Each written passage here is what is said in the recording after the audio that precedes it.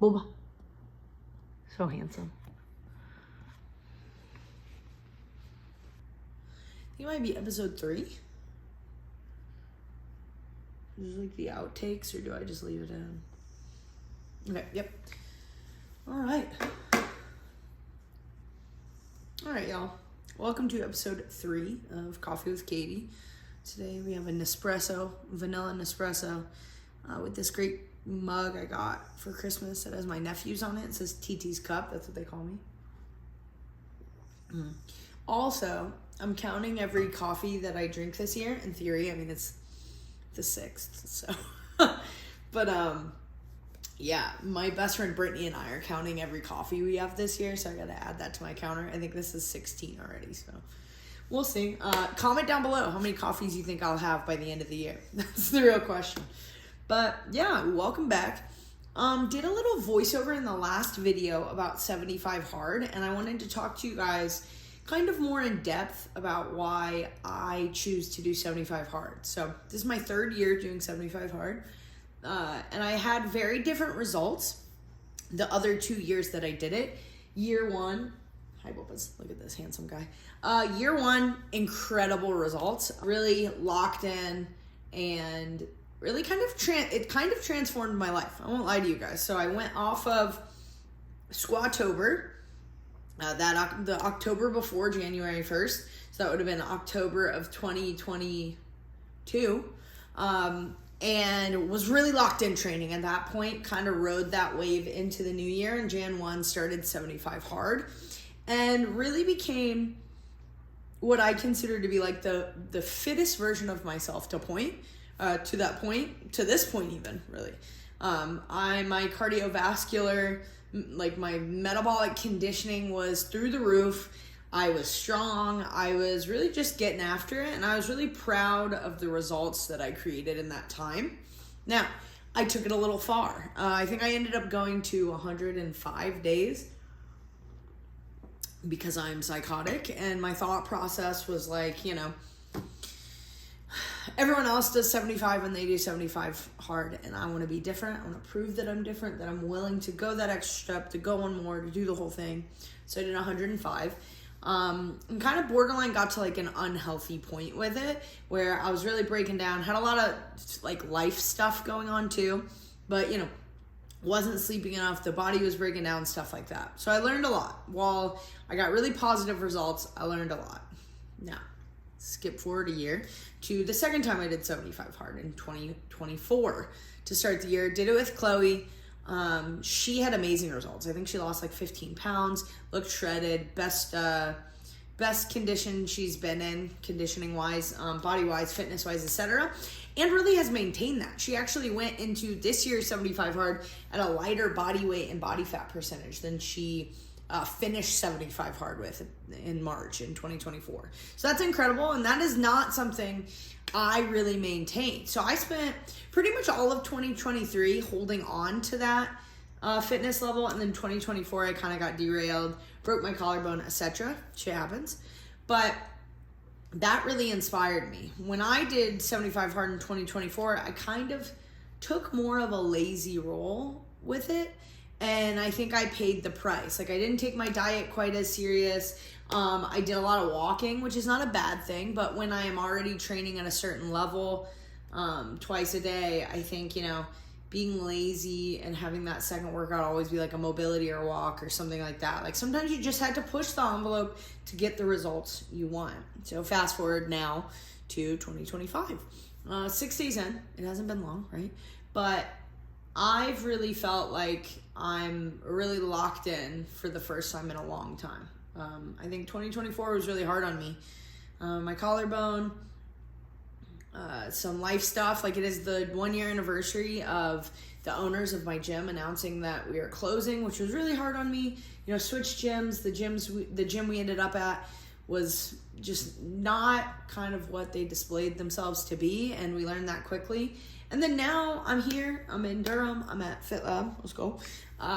And I'm in the best spot I've ever been support-wise. Like, owners that support me and my vision as a coach, in developing coaches, and continuing to develop myself as a coach and as an athlete, a support system of friends around me who want to get better, want me to get better, and we all really push ourselves and we have fun doing it. And then obviously Chloe, the gold standard, my lovely fiance who always supports me. So I feel like I'm in a great spot, and I'm looking back on 2024 and I'm really proud of my accomplishments, right? Like I rucked 20 miles. I ran a 50-mile ultra marathon. I got my back squat up 15 pounds to 295, still pushing for that 300. Didn't test at the end of the year, dealing with some overuse injuries still from the ultra, and decided to be smart, knowing that I had 75 hard ahead of me. So you might look at the totality of my YouTube channel, and if you know me personally or you followed my journey over the years, like on Instagram, a lot of what 75 hard isn't that much off of what I do anyway. And the reason why I still choose to come back to 75 hard year after year is the mindset that it locks me in. So 75 hard can be a lot for people who don't train like this, and I think it can be, I don't want to say unsafe, but like there's definitely inherent risks involved because you're putting such a volume on your body for so long. And there's definitely a risk when you do train at high volume. But for me, the thing that sets 75 hard apart from the rest of the year for me is just the locked in mindset I have of wanting to be better. And Chloe and I were talking about this a little bit the other day where, I'm thinking about where I was going to sit down and do some work the other day. I'm like standing up, working at the counter, just kind of be on my feet a little bit more, to be a little active, to move up that knee, like my daily non-exercise activity. And that's kind of stuff that, you're making smart decisions when you are picking out what you're eating, when you are looking at the totality of your day and how you move throughout it. It's caused me, last night I could have stayed I really wanted to play on my MetaQuest 3. Chloe got me a MetaQuest 3 for Christmas. It's sick. And I could have just, played on it till 11:30 and then gone to bed because I hadn't gotten to play on it all day. But it was 9:45 and I was like, I need to go to bed because I had to get up at 5 because I coach in the morning, and I need to make sure that I'm getting good sleep so that when it comes time to train tomorrow, I can get through my 2 training sessions and feel like I give a good quality training session for all 45 minutes both times. And that's important to me. That's how you see the big results. It's not just about the quantity, it is about the quality of what you're doing in 75 hard, right? You have those 2 45-minute workouts, one must be outside. Okay, well, it's fucking cold outside and it's been raining, and I had to run in the rain yesterday, and there was some frozen rain on the ground, standing water. And I did it anyway because mentally I knew I had to push myself beyond that barrier just to accomplish my goal. I've ran every day of 2025, a little run streak going, and that has definitely challenged me and my mindset. And while I need to train my body, I must train my mind, right? So if you think about what the Stoics said, let me pull up a quote because this really stood out to me yesterday when I saw it in response to 75 hard, right? Seneca said, the body should be treated more vigorously so that it may not be disobedient to the mind, right? So when my body is tired, when I don't want to do something, my mind must be the one that says, hey, we're going to do it anyway, right? David Goggins is big on that, right? Your body's going to quit long before your mind does, as long as you have a strong mind.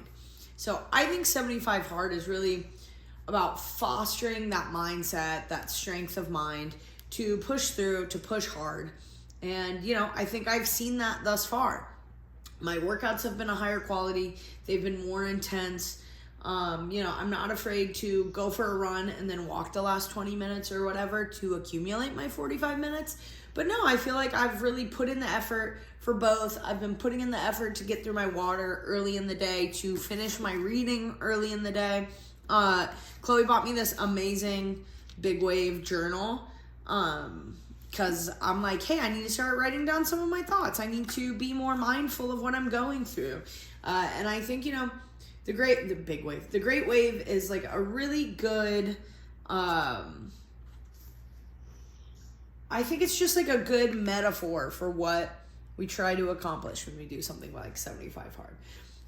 Like, it is beautiful. It is dominating. It's going to touch everything.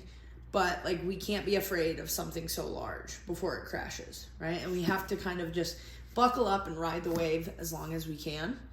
And I think that's what I'm doing here. You know, I think I'm riding the wave. I'm doing the best I can.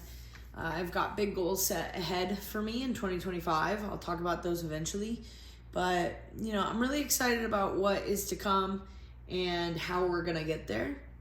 You know, when you look at all that we've done and you look at all you're capable of doing in the future, you can't discount the lofty goals. And I think I have proven to myself that I am not afraid to do the big thing.